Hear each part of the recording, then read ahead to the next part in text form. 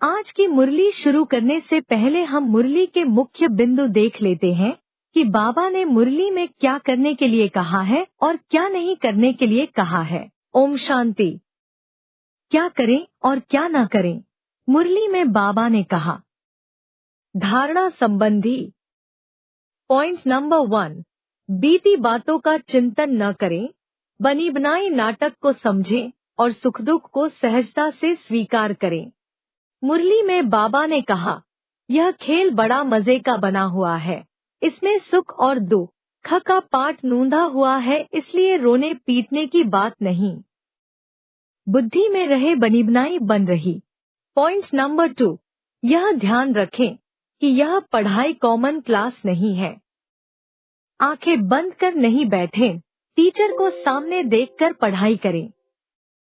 मुरली में बाबा ने कहा, यह कॉमन क्लास नहीं है, इसमें आंखें बंद करके नहीं बैठना है, टीचर को सामने देखना है। पॉइंट नंबर 3, पढ़ाई के दौरान उबासी न लें, क्योंकि यह गम या दुख की निशानी है। मुरली में बाबा ने कहा, उबासी गम की निशानी है। बीमार होगा व दिवाला निकला होगा तो उबासी आती रहेगी। योग और बाप की याद संबंधी पॉइंट नंबर 4, एक बाप को ही याद करें और उससे प्यार करें ताकि आपको ताकत मिले। मुरली में बाबा ने कहा, एक बाप को ही याद करो, प्यार करो, याद से पावर बहुत मिलती है। बाप सर्वशक्तिमान है। पॉइंट नंबर 5, प्रतिज्ञा करें कि अब पतित नहीं बनना है और पावन जीवन जीना है। मुरली में बाबा ने कहा, प्रतिज्ञा कर फिर पतित नहीं बनना है। तुम ऐसा संपूर्ण पावन बन जाओ जो बाप और टीचर की याद स्वत निरंतर बनी रहे। पॉइंट नंबर 6, बाप को तीनों रूपों में याद करें, बाप, टीचर और सतगुरु। मुरली में बाबा ने कहा, यह बाप भी है, टीचर भी है, सतगुरु भी है। तीनों रूप में पूरा याद करना पड़ता है। पॉइंट नंबर 7, बाप को याद करने से जन्म जन्मांतर के पाप कटते हैं, इसे याद रखें। मुरली में बाबा ने कहा, तुम भी बाप को याद करते हो कि जन्म जन्मांतर के पाप कट जाएं। याद से पावर बहुत मिलती है। सेवा और पढ़ाई संबंधी पॉइंट नंबर 8, अपनी पढ़ाई और धारणा से दूसरों को भी समझाएं और सेवा में लगकर ऊंच पद प्राप्त करें। मुरली में बाबा ने कहा, पद का सारा मदार है सर्विस करने पर। धारणा कर और दूसरों को समझाना, इस पर ही तुम्हारा पद है। पॉइंट नंबर 9, नई दुनिया में जाने और मालिक बनने का लक्ष्य बनाए रखें। मुरली में बाबा ने कहा, हम संगम पर खड़े हैं, शिवालय में जाने वाले हैं, बस अभी गए कि गए। पॉइंट नंबर 10, विनाश से पहले अधिक से अधिक आत्माओं को बाप का परिचय दें। मुरली में बाबा ने कहा, विनाश के पहले सबको बाप का परिचय देना है। व्यवहार और संगति संबंधी पॉइंट नंबर 11, एक बाप का बनकर औरों से दिल न लगाएं। मुरली में बाबा ने कहा, तुम्हें डायरेक्शन है कि एक बाप का बनकर फिर औरों से दिल नहीं लगानी है। पॉइंट नंबर 12, गलत संगति से बचें और बाप की शिक्षाओं पर पूरी निष्ठा से चलें। मुरली में बाबा ने कहा, बाप कहते हैं, मैं तुमको राजयोग सिखलाने आया हूँ, पतित बनना छोड़ दो। संतुष्टि और योगी जीवन संबंधी पॉइंट नंबर 13, सदा संतुष्ट रहें, बाप और परिवार को संतुष्ट रखें। मुरली में बाबा ने कहा, स्व से संतुष्ट, बाप संतुष्ट और लौकिक अलौकिक परिवार संतुष्ट। यही संतुष्टि के 3 सर्टिफिकेट हैं। पॉइंट नंबर 14, सहज योगी जीवन का प्रभाव दूसरों पर डालें और इसे विश्व कल्याण के लिए उपयोग करें। मुरली में बाबा ने कहा, सहजयोगी जीवन का प्रभाव वायुमंडल पर पड़ता है। अनुशासन और मर्यादा संबंधी पॉइंट नंबर 15, ज्ञान और योग की पढ़ाई को गंभीरता से लें। यह साधारण सत्संग नहीं है। मुरली में बाबा ने कहा, यह क्लास कॉमन नहीं है, इसमें आंखें बंद करके नहीं बैठना है। पॉइंट नंबर 16, जीवन में मर्यादित और पावन रहकर अपने कार्य करें। मुरली में बाबा ने कहा, तुम ऐसा संपूर्ण पावन बन जाओ जो बाप और टीचर की याद निरंतर बनी रहे। भाषा और व्यवहार संबंधी। पॉइंट नंबर 17, अपनी भाषा को शुद्ध और स्पष्ट रखें।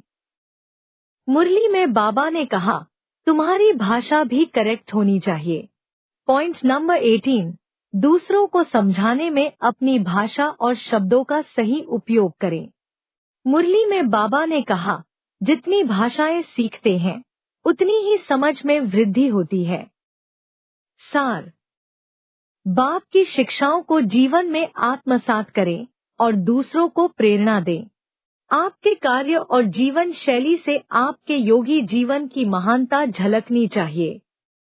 अभी विधिवत मुरली सुनते हैं। ओम शांति। आज 9 दिसंबर 2024 बाबा के महावाक्य है, मीठे बच्चे, विनाश के पहले सबको बाप का परिचय देना है। धारणा कर दूसरों को समझाओ, तब ऊंच पद मिल सकेगा। प्रश्न है, राजयोगी स्टूडेंट्स को बाप का डायरेक्शन क्या है? उत्तर है, तुम्हें डायरेक्शन है कि एक बाप का बनकर फिर औरों से दिल नहीं लगानी है। प्रतिज्ञा कर फिर पतित नहीं बनना है। तुम ऐसा संपूर्ण पावन बन जाओ जो बाप और टीचर की याद स्वतः निरंतर बनी रहे। एक बाप से ही प्यार करो, उसे ही याद करो, तो तुम्हें बहुत ताकत मिलती रहेगी। ओम शांति। रूहानी बाप बैठ समझाते हैं। समझाते तब है जबकि यह शरीर है। सम्मुख ही समझाना होता है। जो सम्मुख समझाया जाता है वह फिर लिखत के द्वारा सबके पास जाता है। तुम यहाँ आते हो सम्मुख सुनने के लिए। बेहद का बाप आत्माओं को सुनाते हैं। आत्मा ही सुनती है। सब कुछ आत्मा ही करती है इस शरीर द्वारा। इसलिए पहले पहले अपने को आत्मा जरूर समझना है। गायन है, आत्माएं परमात्मा अलग रहे बहुकाल। सबसे पहले पहले बाप से कौन बिछुड़ कर आते हैं यहाँ पाठ बजाने। तुमसे पूछेंगे कितना समय तुम बाप से अलग रहे हो, तो तुम कहेंगे 5000 वर्ष। पूरा हिसाब है ना। यह तो तुम बच्चों को पता है कैसे नंबरवार आते हैं। बाप जो ऊपर में थे वह भी अभी नीचे आ गए हैं तुम सब की बैटरी चार्ज करने। अभी बाप को याद करना है। अभी तो बाप सम्मुख है ना। भक्ति मार्ग में तो बाप के ऑक्यूपेशन का पता ही नहीं है। नाम रूप देश काल को जानते ही नहीं। तुमको तो नाम रूप देश काल का सब पता है। तुम जानते हो इस रथ द्वारा बाप हमको सब राज समझाते हैं। रचता और रचना के आदि मध्य अंत का राज समझाया है। यह कितना सूक्ष्म है। इस मनुष्य सृष्टि रूपी झाड़ का बीज रूप बाप ही है। वह यहाँ आते जरूर है। नई दुनिया की स्थापना करना उनका ही काम है। ऐसे नहीं कि वहाँ बैठे स्थापना करते हैं। तुम बच्चे जानते हो बाप इस तन द्वारा हमको सम्मुख समझा रहे हैं। यह भी बाप का प्यार करना हुआ ना। और कोई को भी उनकी बायोग्राफी का पता नहीं है। गीता है आदि सनातन देवी देवता धर्म का शास्त्र। यह भी तुम जानते हो। इस ज्ञान के बाद है विनाश। विनाश जरूर होना है। और जो भी धर्म स्थापक आते हैं उनके आने पर विनाश नहीं होता है। विनाश का टाइम ही यह है। इसलिए तुमको जो ज्ञान मिलता है वह फिर खलास हो जाता है। तुम बच्चों की बुद्धि में यह सब बातें हैं। तुम रचता और रचना को जान गए हो। है दोनों अनादि जो चलते आते हैं। बाप का पाठ ही है संगम पर आने का। भक्ति आधा कल्प चलती है, ज्ञान नहीं चलता है। ज्ञान का वर्षा आधा कल्प के लिए मिलता है। ज्ञान तो एक ही बार सिर्फ संगम पर मिलता है। यह क्लास तुम्हारा एक ही बार चलता है। यह बातें अच्छी रीति समझकर फिर औरों को समझाना भी है। पद का सारा मदार है सर्विस करने पर। तुम जानते हो पुरुषार्थ कर अब नई दुनिया में जाना है। धारणा कर और दूसरों को समझाना, इस पर ही तुम्हारा पद है। विनाश होने के पहले सबको बाप का परिचय देना है और रचना के आदि मध्य अंत का परिचय देना है। तुम भी बाप को याद करते हो कि जन्म जन्मांतर के पाप कट जाएं। जब तक बाप पढ़ाते रहते हैं याद जरूर करना है। पढ़ाने वाले के साथ योग तो रहेगा ना। टीचर पढ़ाते हैं तो उनके साथ योग रहता है। योग बगैर पढ़ेंगे कैसे?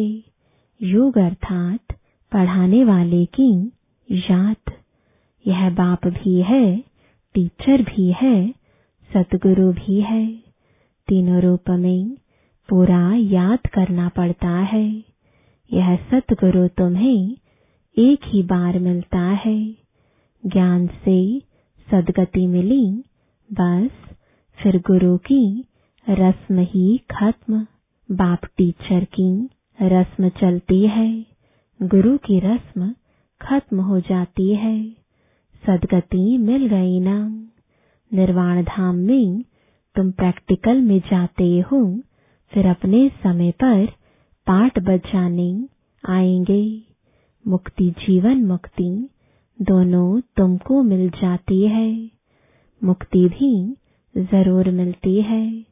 थोड़े समय के लिए घर जाकर रहेंगे। यहाँ तो शरीर से पाठ बजाना पड़ता है। पिछाड़ी में सब पाठधारी आ जाएंगे।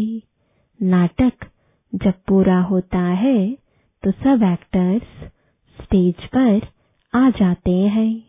अभी भी सब एक्टर्स स्टेज पर आकर इकट्ठे हुए हैं। कितना घोर घमसान है। सतयुग आदि में इतना घोर घमसान नहीं था। अभी तो कितनी अशांति है। तो अब जैसे बाप को सृष्टि चक्र की नॉलेज है तो बच्चों को भी नॉलेज है। बीज को नॉलेज है ना, हमारा झाड़ कैसे वृद्धि को पाकर फिर खत्म होता है। अभी तुम बैठे हो नई दुनिया की सैपलिंग लगाने अथवा आदि सनातन देवी देवता धर्म का सैपलिंग लगाने। तुमको पता है इन लक्ष्मी नारायण ने राज्य कैसे पाया। तुम जानते हो हम अभी नई दुनिया का प्रिंस बनेंगे। उस दुनिया में रहने वाले सब अपने को मालिक ही कहेंगे ना। जैसे अभी भी सब कहते हैं भारत हमारा देश है। तुम समझते हो अभी हम संगम पर खड़े हैं, शिवालय में जाने वाले हैं। बस अभी गए कि गए, हम जाकर शिवालय के मालिक बनेंगे। तुम्हारी एम ऑब्जेक्ट ही यह है। यथा राजा रानी तथा प्रजा सब शिवालय के मालिक बन जाते हैं। बाकी राजधानी में भिन्न भिन्न स्टेटस तो होते ही हैं। वहाँ वजीर तो कोई होता ही नहीं। वजीर तब होते हैं जब पतित बनते हैं। लक्ष्मी नारायण व राम सीता का वजीर नहीं सुना होगा, क्योंकि वह खुद सतुप्रधान पावन बुद्धि वाले हैं। फिर जब पतित बनते हैं तब राजा रानी एक वजीर रखते हैं राय लेने के लिए। अभी तो देखो अनेकानेक वजीर हैं। तुम बच्चे जानते हो यह बहुत मजे का खेल है। खेल हमेशा मजे का ही होता है। सुख भी होता है, दुख भी होता है। इस बेहद के खेल को तुम बच्चे ही जानते हो। इसमें रोने पीटने आदि की बात ही नहीं। गाते भी है बीती सो बीती देखो, बनी बनाई बन रही। यह नाटक तुम्हारी बुद्धि में है। हम इनके एक्टर्स हैं। हमारे 84 जन्मों का पाठ एक्यूरेट अविनाशी है। जो जिस जन्म में जो एक्ट करते आए हैं वही करते रहेंगे। आज से 5000 वर्ष पहले भी तुमको यही कहा था कि अपने को आत्मा समझो। गीता में भी अक्षर है। तुम जानते हो बरोबर आदि सनातन देवी देवता धर्म जब स्थापन हुआ था तो बाप ने कहा था देह के सब धर्म छोड़ अपने को आत्मा समझो और बाप को याद करो। मनमना भव का अर्थ तो बाप ने अच्छी रीति समझाया है। भाषा भी यही है। यहाँ देखो कितनी ढेर भाषाएं हैं। भाषाओं पर भी कितना हंगामा है। भाषा बगैर तो काम चल ना सके। ऐसी ऐसी भाषाएं सीख कर आते हैं जो मदर लैंग्वेज खलास हो जाती है। जो जास्ती भाषाएं सीखते हैं उनको इनाम मिलता है। जितने धर्म उतनी भाषाएं होंगी। वहाँ तुम जानते हो अपनी ही राजाई होगी। भाषा भी एक होगी। यहाँ तो 100 माइल पर एक भाषा है। वहाँ तो एक ही भाषा होती है। यह सब बातें बाप बैठ समझाते हैं तो उस बाप को ही याद करते रहो। शिव बाबा समझाते हैं ब्रह्मा द्वारा रथ तो जरूर चाहिए ना।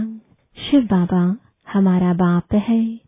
बाबा कहते हैं मेरे तो बेहद के बच्चे हैं। बाबा इन द्वारा पढ़ाते हैं ना।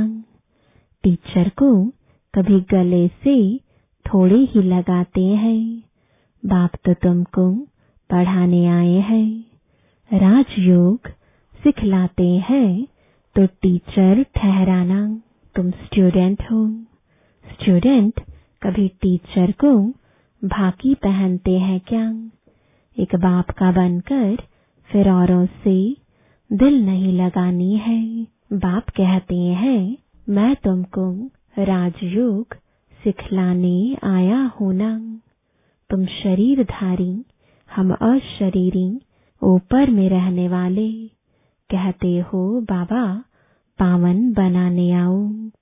तो गोया तुम पतित हो ना, फिर मेरे को भाकी कैसे पहन सकते। प्रतिज्ञा कर फिर पतित बन जाते हैं। जब एकदम पावन बन जाएंगे पिछाड़ी में, फिर याद में भी रहेंगे। टीचर को, गुरु को याद करते रहेंगे। अभी तो छी बन गिर पड़ते हैं और ही 100 गुना दंड पड़ जाता है। यह तो बीच में दलाल के रूप में मिला है, उनको याद करना है। बाबा कहते हैं मैं भी उनका मुरब्बी बच्चा हूँ, फिर मैं कहाँ भाकी पहन सकता हूँ। तुम फिर भी इस शरीर द्वारा मिलते हो, मैं उनको कैसे भाकी पहनूं। बाप तो कहते हैं बच्चे तुम एक बाप को ही याद करो, प्यार करो। याद से पावर बहुत मिलती है। बाप सर्वशक्तिमान है, बाप से ही तुमको इतनी पावर मिलती है। तुम कितने बलवान बनते हो। तुम्हारी राजधानी पर कोई जीत पहन ना सके। रावण राज्य ही खत्म हो जाता है। दुख देने वाला कोई रहता ही नहीं, उनको सुख धाम कहा जाता है। रावण सारे विश्व में सबको दुख देने वाला है। जानवर भी दुखी होते हैं। वहां तो जानवर भी आपस में प्रेम से रहते हैं। यहाँ तो प्रेम है नहीं। तुम बच्चे जानते हो यह ड्रामा कैसे फिरता है। इसके आदि मध्य अंत का राज बाप ही समझाते हैं। कोई अच्छी रीति पढ़ते हैं, कोई कम पढ़ते हैं। पढ़ते तो सब है ना, सारी दुनिया भी पढ़ेगी, अर्थात बाप को याद करेगी। बाप को याद करना यह भी पढ़ाई है ना। उस बाप को सब याद करते हैं। वह सर्व का सद्गतिदाता, सबको सुख देने वाला है। कहते भी हैं आकर पावन बनाओ, तो जरूर पतित ठहरे। वह तो आते ही है विकारियों को निर्विकारी बनाने। पुकारते भी हैं कि हे अल्लाह आकर हमको पावन बनाओ। उनका यही धंधा है, इसलिए बुलाते हैं। तुम्हारी भाषा भी करेक्ट होनी चाहिए। वो लोग कहते हैं अल्लाह, वह कहते हैं गॉड, गॉड फादर भी कहते हैं। पिछाड़ी वालों की बुद्धि फिर भी अच्छी रहती है, इतना दुख नहीं उठाते। तो अब तुम सम्मुख बैठे हो, क्या करते हो? बाबा को इस भ्रुकुटी में देखते हो। बाबा फिर तुम्हारी भ्रुकुटी में देखते हैं। जिसमें मैं प्रवेश करता हूँ उनको देख सकता हूँ। वह तो बाजू में बैठा है। यह बड़ी समझने की बात है। मैं इनके बाजू में बैठा हुआ हूँ। यह भी समझता है हमारे बाजू में बैठा है। तुम कहेंगे हम सामने दो को देखते हैं। बाप और दादा दोनों आत्मा को देखते हो। तुम्हारे में ज्ञान है बाप दादा किसको कहते हैं। आत्मा सामने बैठी है। भक्ति मार्ग में तुम आंखें बंद कर बैठ सुनते हैं। पढ़ाई कोई ऐसे थोड़ी ही होती है। टीचर को तो देखना पड़े ना। यह तो बाप भी है, टीचर भी है, तो सामने देखना होता है। सामने बैठे और आंखें बंद हों, झुटका खाते रहें, ऐसी पढ़ाई तो होती नहीं। स्टूडेंट टीचर को जरूर देखता रहेगा, नहीं तो टीचर कहेंगे यह तो झुटका खाते रहते हैं। यह कोई भांग पीकर आए हैं। तुम्हारी बुद्धि में है, बाबा इस तन में है। मैं बाबा को देखता हूँ। बाप समझाते हैं, यह क्लास कॉमन नहीं है। जो कोई आंखें बंद कर बैठे, स्कूल में कभी कोई आंखें बंद करके बैठते हैं क्या? और सत्संगों को स्कूल नहीं कहा जाता है। भलगीता बैठ सुनाते हैं, परंतु उसको स्कूल नहीं कहा जाता। वह कोई बाप थोड़े ही है जिसको देखें। कोई कोई शिव के भक्त होते हैं तो शिव को ही याद करते हैं। कान से कथा सुनते रहते। शिव की भक्ति करने वालों को शिव को ही याद करना पड़े। कोई भी सत्संग में प्रश्न उत्तर आदि नहीं होता है। यहाँ होता है। यहाँ तुम्हारी आमदनी बहुत है। आमदनी में कभी उबासी नहीं आ सकती। धन मिलता है ना तो खुशी होती है। उबासी गम की निशानी है। बीमार होगा व दिवाला निकला होगा तो उबासी आती रहेगी। पैसा मिलता रहेगा तो कभी उबासी नहीं आएगी। बाबा व्यापारी भी है। रात को स्टीमर आते थे तो रात को जागना पड़ता था। कोई कोई बेगम रात को आती है तो सिर्फ फीमेल के लिए ही खुला रहता है। बाबा भी कहते हैं प्रदर्शनी आदि में फीमेल्स के लिए खास दिन रखो तो बहुत आएंगी। पर्दे नशीन भी आएंगी। बहुएं पर्दे नशीन रहती हैं। मोटर में भी पर्दा रहता है। यहाँ तो आत्मा की बात है। ज्ञान मिल गया तो पर्दा भी खुल जाएगा। सतयुग में पर्दा आदि होता नहीं।